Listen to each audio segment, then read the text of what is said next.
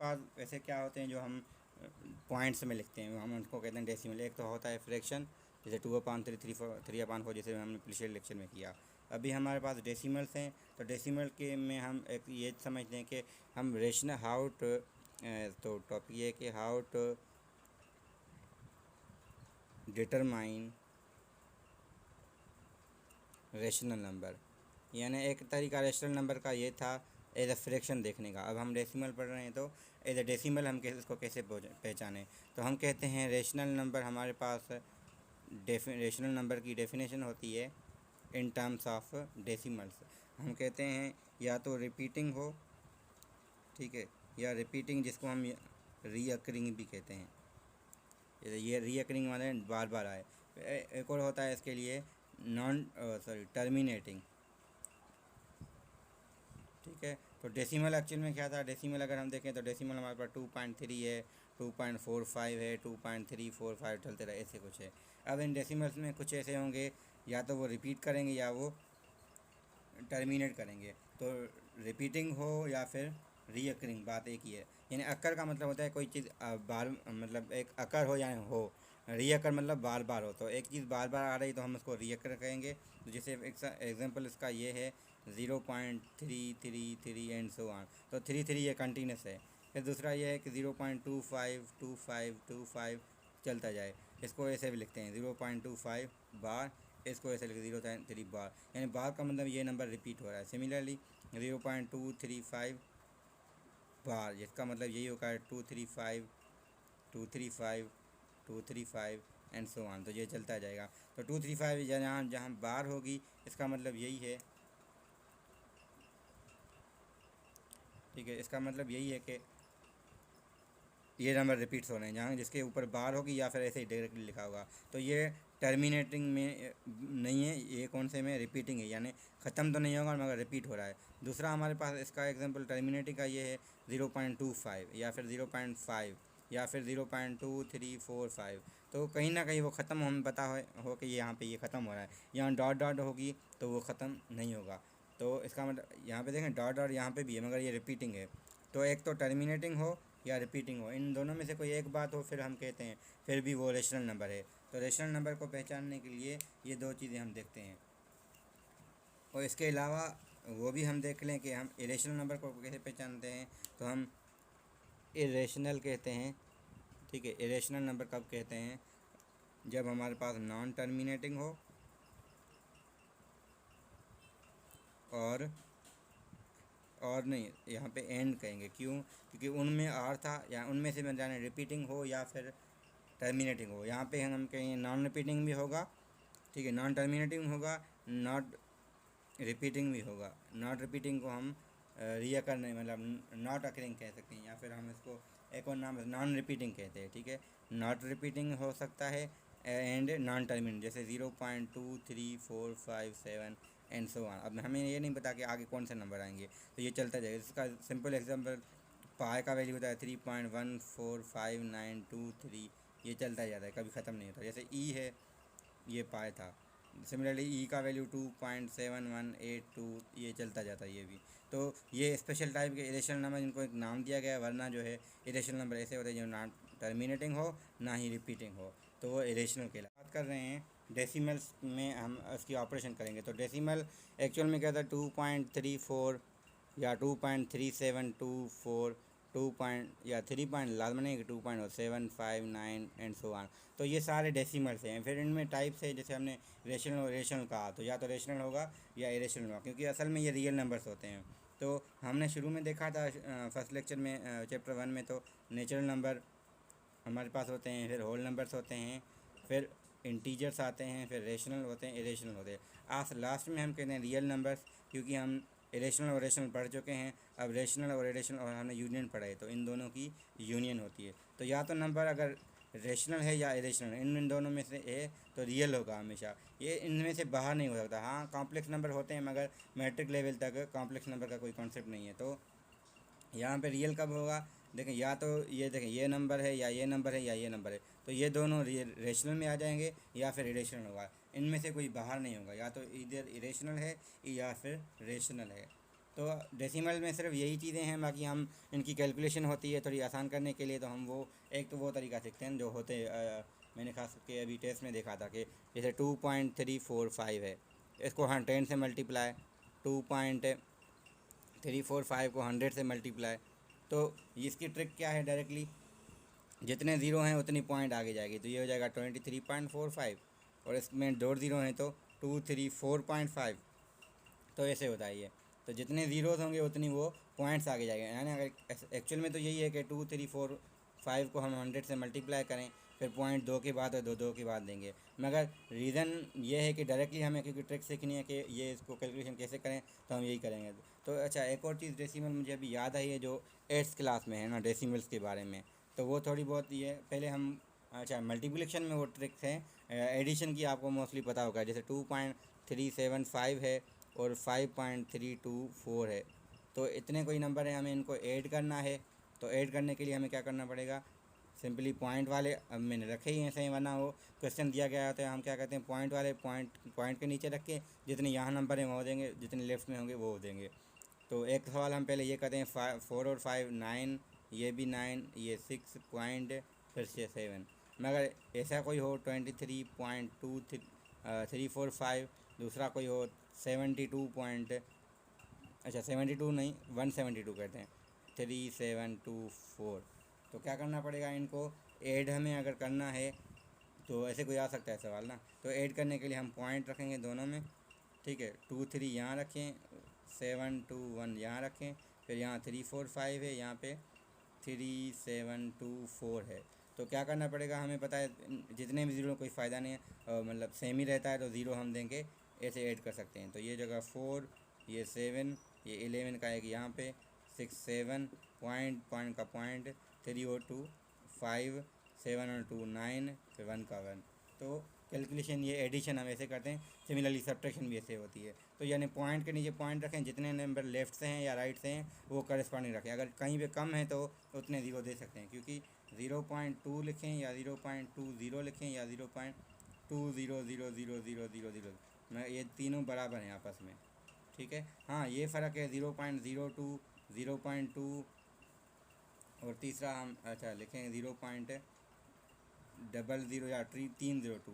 तो इनमें फ़र्क है, जितना ज़ीरो के करीब, पॉइंट के करीब जितने ज़ीरो होंगे उतना वो नंबर कम हो जाएगा, ठीक है। तो इनमें से ये भी कह सकते हैं कि अच्छा सवाल ऐसा हो सकता है कि which are the following is least, तो लीस्ट कौन सा होगा, जिसके पॉइंट के बाद ज़्यादा ज़ीरोज़ होंगे, ठीक है। तो ज़्यादा ज़ीरोज़ इसमें हैं। अच्छा नॉन ज़ीरो भी हो आगे, ऐसा नहीं हो कि जितने ज़ीरो दे दे के 0 0 0 दे के आगे 1 दे दे, तो ये नहीं है, ठीक है। 0.0001 दे के वो ठीक है, मगर यहाँ अगर कोई नंबर है ही नहीं तो अगेन ये कम नहीं होगा, ठीक है। ये नंबर अच्छा इस केस में तो ये कम होगा, मगर मैं ये कह रहा हूँ कि 0.200 आगे दे दिया इन्होंने, तो ये नहीं है। नॉन ज़ीरो की कंपेयरिंग में होती है कि यहाँ पे क्या है एक्चुअल में आखिर में ये आया है, जैसे हम पहले कह रहे थे 0.2, 0.200, 0.2 4 दफ़ा ज़ीरो, तो इनमें क्यों नहीं फ़र्क आ रहा, क्योंकि आगे नॉन ज़ीरो है। अगर मैं यहाँ पे एक 1 देता हूँ ना तो इसमें फ़र्क आ जाएगा इस केस में, फिर हम कह सकते हैं पहले ये सारे इक्वल थे, अब एक नॉन ज़ीरो होने की वजह से ये सारे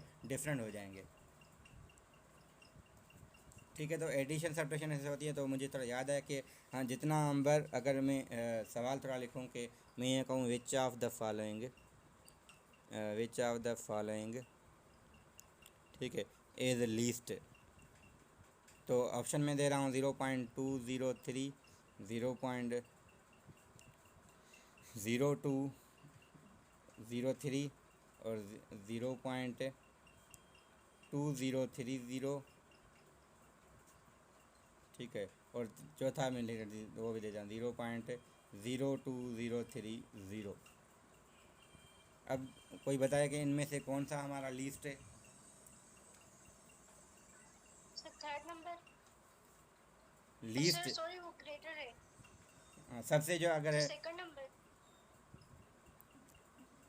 सेकंड नंबर देखें 0 पॉइंट, वैसे तो ये दोनों एक्चुअल में सेम है, ठीक है। अगर मैं हाँ यहाँ पे, फर्स्ट और सेकंड सेम हाँ है। या मैंने ऐसे दिए हैं क्योंकि ये दो आपस में बराबर हैं और ये दोनों एक्चुअल में ये भी सेम ही है, ठीक है। तो चेंज करने के लिए ऐसे कर सकते हैं, यहाँ पे मैंने 0 पॉइंट, अच्छा ज़ीरो मैंने पहले दी था, इसमें डबल ज़ीरो दे देता हूँ, ठीक है।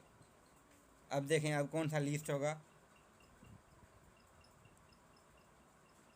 अब यही होगा। सर ये कैसे हो रहा है? देखें अगर मैं इसको, ये ऑप्शन हमारे पास ऐसे होता 0.00203, अब क्या होगा लीस्ट, 00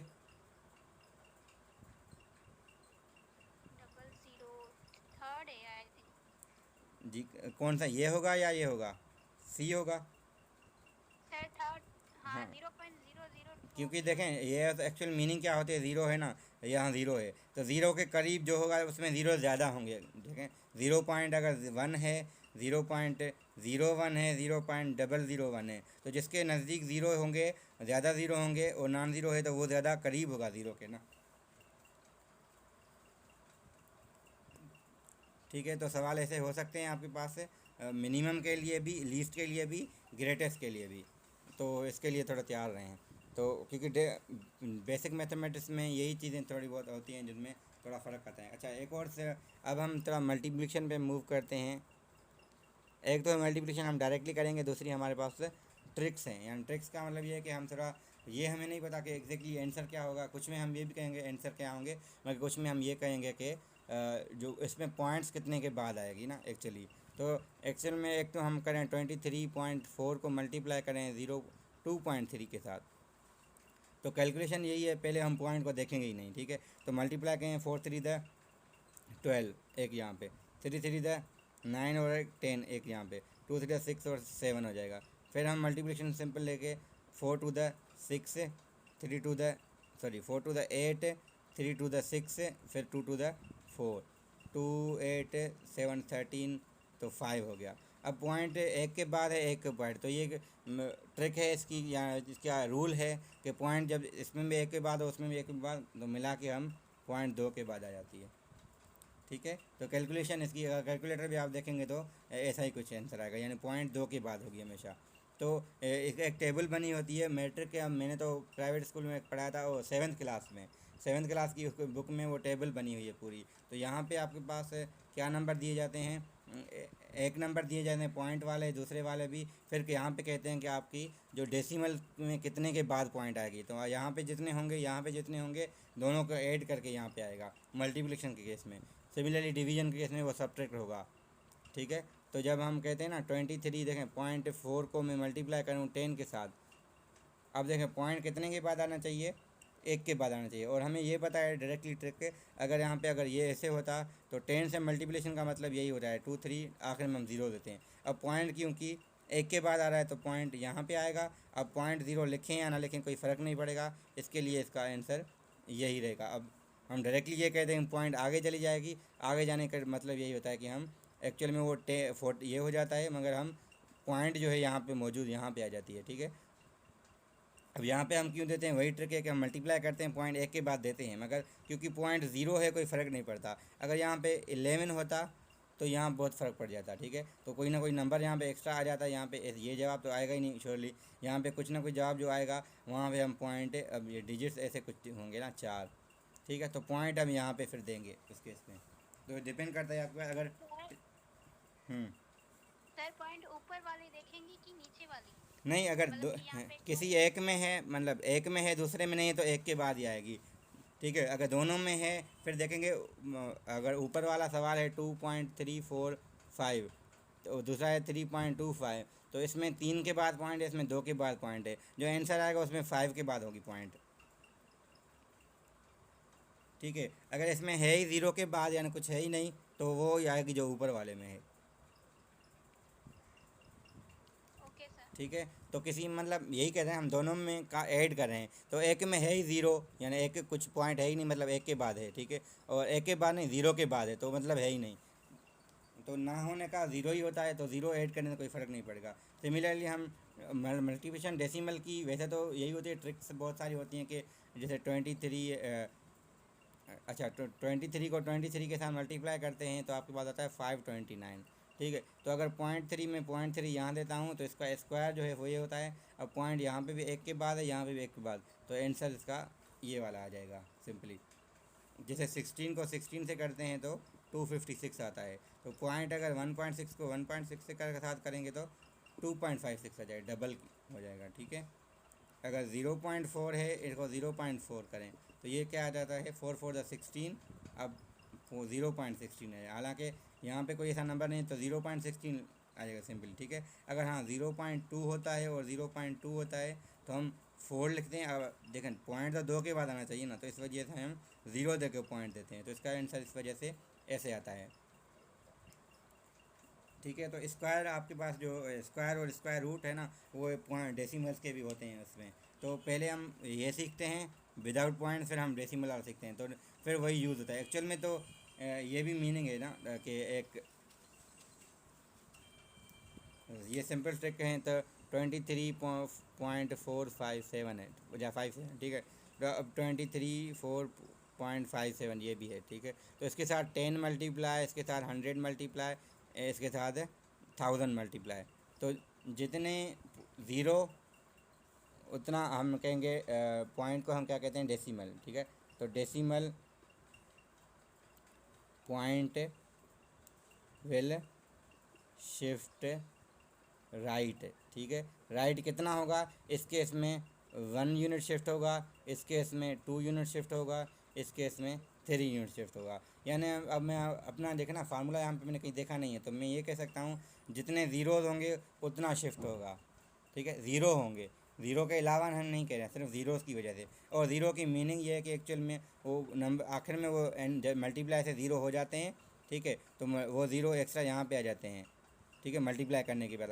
तो हम पॉइंट देखेंगे तो जितने के बाद होगी उतना देंगे। तो देखें यहाँ पे एक ज़ीरो एक्स्ट्रा आएगा, तो हम पॉइंट एक के बाद देंगे, तो फिर ज़ीरो देने की कोई ज़रूरत नहीं है। तो डायरेक्ट के ये है कि इसका आंसर पॉइंट एक यहाँ पे शिफ्ट हो जाएगी सिंपली, ठीक है। तो जितने ज़ीरोज़ उतनी पॉइंट राइट पे शिफ्ट है। सिमिलरली डिवीज़न की हम बात करें तो वही है कि अगर हमारे पास एक 2.372 है, डिवाइड कर रहे हैं 1.4 के साथ, आंसर इसका कुछ भी हो, मगर हमें ये पता है कि जो आंसर जो भी आएगा वो यहाँ 3 के बाद पॉइंट है, वहाँ 1 के बाद है। तो जो आंसर आएगा फॉर एग्ज़ाम्पल मैं कह रहा हूँ कितना आ सकता है 1.1345 ऐसा कुछ आ गया, तो पॉइंट 3 के बाद है, पॉइंट 1 के बाद है, तो ओवरऑल जो जवाब आएगा पॉइंट 2 के बाद बचेगी, यानी इसमें सब्ट्रैक्शन होगी। सिमिलरली यही चीज़ हम कर सकते हैं जो वो लिखा था 23457, इसको जब 10 से डिवाइड करेंगे तो पॉइंट एक पीछे जाएगी, ठीक है। जैसे मल्टीप्लाई से राइट पे आ रही है,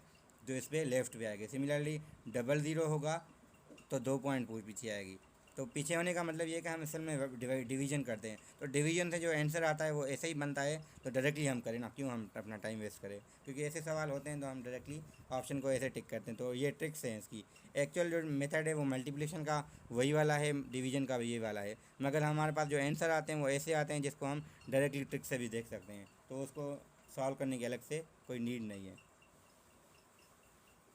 अब डेसिमल की ये मल्टीप्लिकेशन डिवीजन एडिशन तो हो गई। अब डेसिमल का जब हमारे पास वर्ड प्रॉब्लम आएंगे तो उनके तो अलग से हम करेंगे, मगर थोड़ी बहुत ये है कि अगर आपके पास ऐसा कोई हो 2375.23, ठीक है, इसको मल्टीप्लाई करना है फॉर एग्ज़ाम्पल 1000 के साथ, और जो आंसर आए उसको डिवाइड करना है फॉर एग्ज़ाम्पल 10 के साथ।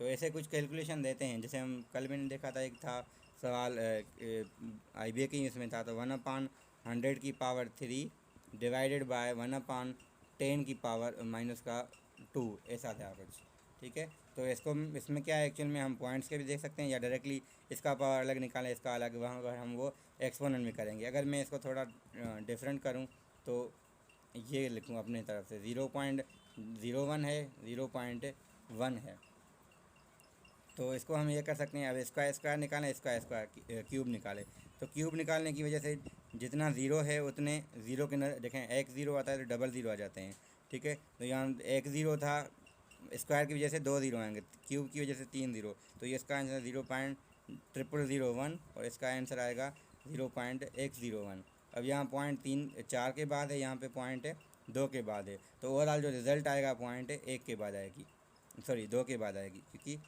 यहाँ 4 हो गया है, यहाँ 2 है, ठीक है। तो 4 - 2 इज इक्वल टू, यानी जो भी आंसर होगा हम ऑप्शन देखेंगे जहाँ पे 2 के बाद पॉइंट होगी हम वो कंसिडर करेंगे। तो ऐसे सवाल होते हैं, तो कैलकुलेशन की नीड नहीं होती, हमें ये पता होना चाहिए कि पॉइंट बचेगी कितने के बाद, तो जितने के बाद बचनी चाहिए हम वो ऑप्शन टिक करेंगे। तो कहीं पे ये भी होता है